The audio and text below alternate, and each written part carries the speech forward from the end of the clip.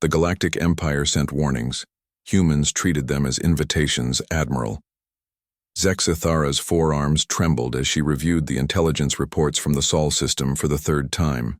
The holographic display cast an eerie blue glow across her chitinous features, highlighting the deep furrows of confusion etched into her ancient face. "This cannot be accurate," she hissed to her aide, Commander Veltar. "Run the analysis again." The younger officer's tentacles writhed nervously. "Admiral, we've verified the data 17 times. The humans have responded to our warnings in ways our xenopsychologists never predicted." 3 months ago, the Galactic Empire had sent their standard territorial expansion warnings to the primitive species inhabiting the third planet of an unremarkable yellow star. The messages, transmitted in every conceivable format and frequency, were clear. Surrender your system, evacuate to designated refugee sectors, or face annihilation. It was protocol that had worked flawlessly across 47 different species and 12,000 worlds over the past millennium. But humans were different. The first sign of their bizarre nature came when they responded to the warning broadcasts not with surrender or panic, but with what their primitive networks called memes. Images of creatures called cats with text saying, "Come at me, bro," flooded Imperial communication channels. Videos of humans performing impossible physical feats accompanied by audio tracks they called boss battle music, jammed military frequencies.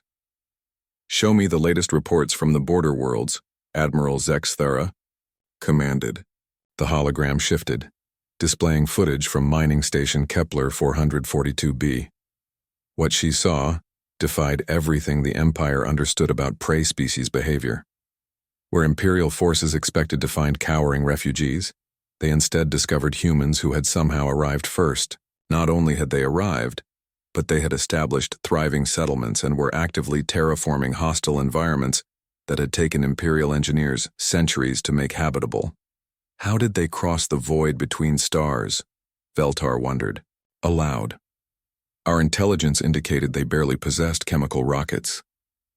The answer came from intercepted human communications. While the Empire had been preparing their invasion fleets, humans had treated the territorial warnings as a challenge.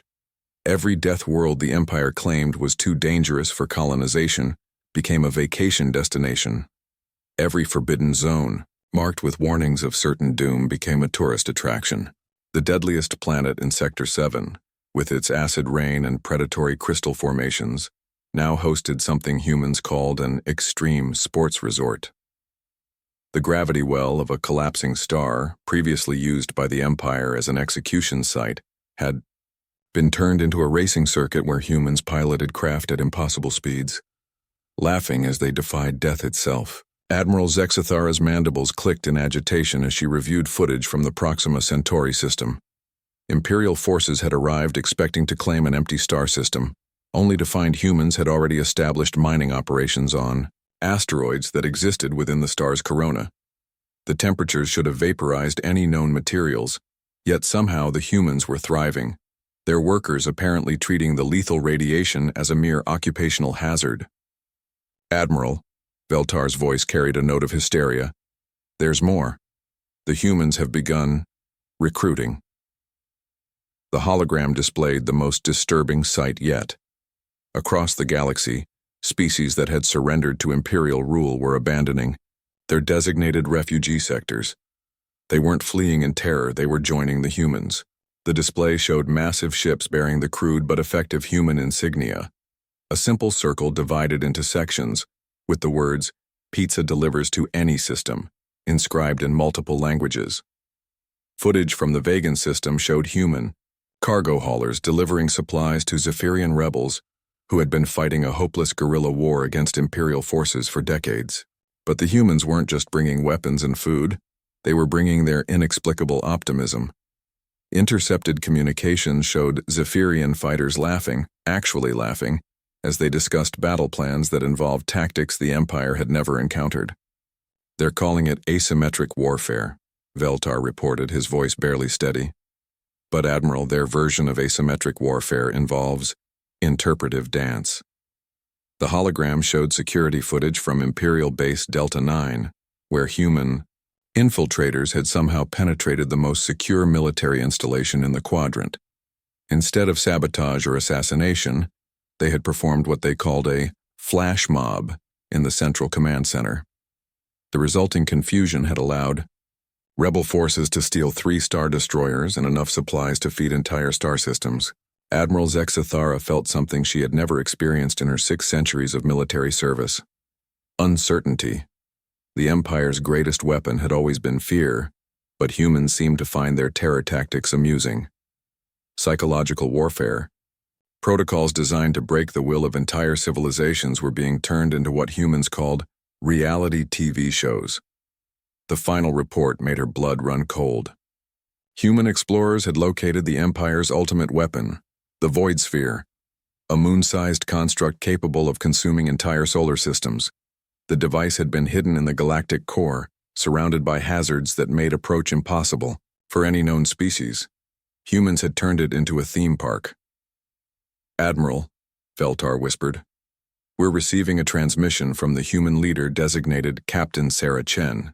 She's thanking us." The communication array crackled to life, displaying a human female with an expression that could only be described as gleeful. "Hey there, Galactic Empire. Thanks for the heads up about all the cool places to visit. We especially love what you've done with the neutron star obstacle course in the Andromeda approach. 5 stars, would definitely recommend to friends. Oh, and we're throwing a galaxy-wide peace party next week. You're invited.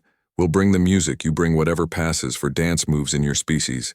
It's going to be legendary." Admiral Zexithara stared at the transmission as it ended. Finally, understanding the magnitude of their miscalculation, the Empire had sent warnings to keep humans away from dangerous territories. Instead, they had created the galaxy's most comprehensive travel guide. "Commander," she said finally, her voice heavy with resignation, "prepare a message to Imperial Command. Tell them we need to discuss alternative diplomatic strategies." As alarms began blaring throughout the flagship, indicating that human vessels were approaching with what sensors classified as party music, Admiral Zexithara couldn't help but wonder if the Empire had just encountered something far more dangerous than any weapon: unrelenting human enthusiasm. The galaxy would never be the same.